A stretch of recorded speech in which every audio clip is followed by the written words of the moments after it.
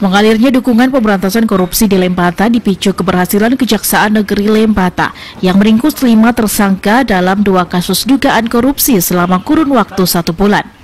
Terakhir, Kejaksaan Negeri Lembata menetapkan 3 tersangka kasus dugaan korupsi pada proyek peningkatan ruas jalan Lera hingga Lama Lela yang ditaksir merugikan keuangan negara lebih dari 2,5 miliar rupiah.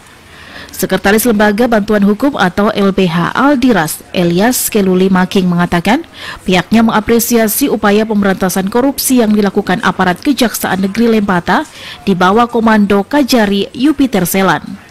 Ia menilai upaya pihak Kejaksaan Negeri Lembata ini merupakan langkah maju dalam pemberantasan tindak pidana korupsi.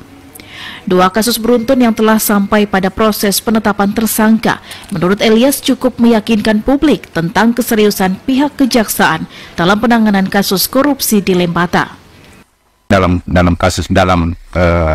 urusan penegakan hukum terutama pemberantasan korupsi di Kabupaten Lembata, sebagai lembaga, sebagai organisasi masyarakat, Aldiras memberi dukungan penuh kepada Kejaksaan Negeri Lembata, terutama dalam hal tindakan pemberantasan korupsi di Kabupaten Lembata. Dan kita memberi apresiasi dalam urusan dengan itu, terutama terhadap ada 2 kasusnya terakhir itu berhasil diungkap oleh Kejaksaan.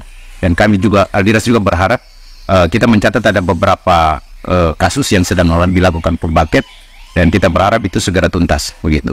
Meski demikian, di sisi lain Elias mengingatkan pihak Kejari Lembata untuk tidak tebang pilih dalam penanganan kasus korupsi di Lembata. Apalagi saat ini menurut catatan LBH Aldiras, sejumlah kasus dugaan korupsi masih dalam tahap full bucket. Dari Kabupaten Lembata, Andri Atagoran, TVRI NTT.